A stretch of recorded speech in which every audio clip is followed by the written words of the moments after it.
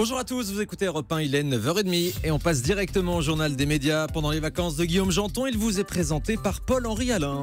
Bonjour, et à la une ce matin, TF1 déprogramme 2 de ses émissions. Marc-Olivier Fogiel ne reviendra pas sur France 3 avec son divan. Et information exclusive, Adriana Carambeu sera la prochaine participante d'Aleta Sauvage.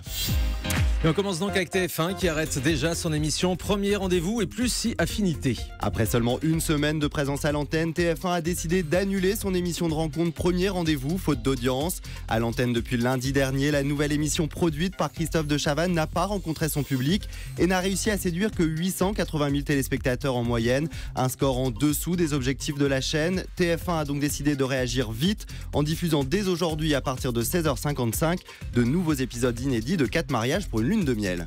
Et toujours sur TF1, la série Nos chers voisins va s'arrêter la saison prochaine. La série à succès de TF1 s'arrêtera la saison prochaine après 6 saisons. C'est en effet ce qu'ont révélé les 2 acteurs de la série, Jean-Baptiste Chelmerdine et Joy Esther, alias Alex et Chloé. Les 2 comédiens avaient posté d'étranges messages sur les réseaux sociaux insinuant la fin de la série avant de la confirmer en marge du festival de Monte-Carlo. Les tournages qui viennent de se dérouler seront bel et bien les derniers pour une diffusion sur TF1 l'année prochaine. Marc-Olivier Fogiel ne reviendra pas à la rentrée prochaine sur France 3. C'est une information révélée par nos confrères du Parisien hier. Marc-Olivier Fogiel ne devrait pas revenir la saison prochaine avec son divan sur France 3. L'émission ne serait pas totalement annulée mais serait mise au placard faute de nouveaux invités et de budget suffisant. À l'antenne depuis février 2015, déjà plus de 60 invités se sont allongés face à Marc-Olivier Fogiel. L'émission, qui réalisait pourtant des audiences correctes, s'arrêtera mi-juillet avec pour dernier invité l'ancien ministre de la Culture, Jack Lang. Le CSA condamne France 2 après la diffusion d'images choquantes lors de l'attentat de Nice le 14 juillet dernier. Souvenez-vous, après l'attentat sur la promenade des Anglais le 14 juillet dernier, France 2 diffusait l'image d'un homme en état de choc témoignant à côté de la dépouille de sa femme. Des images choquantes pour les téléspectateurs qui avaient ensuite saisi le CSA. Plus de 200 signalements ont été comptabilisés. Un an après, le CSA a donc tranché et a tenu à condamner un manquement au respect du principe de dignité de la personne humaine. France 2, qui s'était déjà excusé au lendemain des événements, a dû faire lire cette fois-ci sa condamnation en direct dans le JT de Marie-Sophie Lacaro.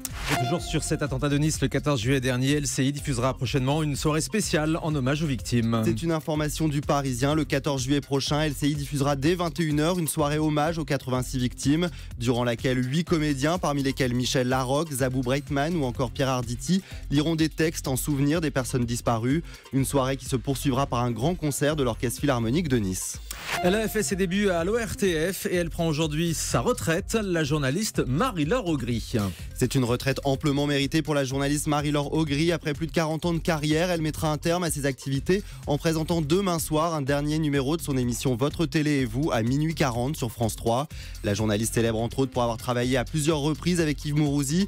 Marie-Laure Augry avait intégré France 3 en 1993 avec l'émission Génération 3 avant de prendre la rédaction en chef du magazine Un jour en France. On se souvient de Marie-Laure Augry avec Yves Mourouzi, la grande époque du 13h sur TF1. Bonjour Marie-Laure, avec la célèbre voix d'Yves Mourouzi. Elle était toujours à l'antenne depuis toutes ces années. Marie-Laure Augry qu'on embrasse. Une information exclusive à présent, Adriana Carambeu participera prochainement à l'État sauvage sur M6. Selon nos informations exclusives, après Laure Manodou, M. Pokora, Christophe de Chavannes et Michael Youn, et alors que la chanteuse Shaim est en train de partir en tournage, c'est désormais au tour de l'ancienne mannequin devenue animatrice de participer au programme d'M6. Adriana Carambeu se confrontera donc à la difficulté de survivre en milieu hostile aux côtés de Mike Horn. Et puis notre ami Willy Rovelli sera ce soir sur Paris Première.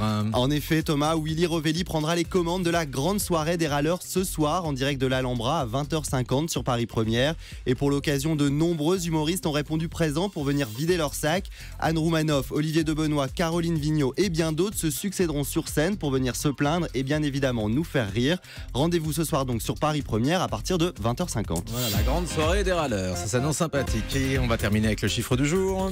3,9 millions, c'est le nombre de téléspectateurs présents hier devant France 2 pour suivre les résultats du second tour des élections législatives, soit 20% de part de marché, un chiffre identique à celui de la semaine dernière. En détail, vous étiez un peu moins devant TF1 avec 3,6 millions de téléspectateurs, soit 19,3% de part de marché, et seulement 1,5 million devant France 3, soit 8,4% de part de marché. Voilà, vous avez bien compris, hein, France 2 de nouveau devant TF1 pour cette soirée électorale. La 2 bat la 1 d'une courte tête, il y a moins de 300 000 téléspectateurs d'écart.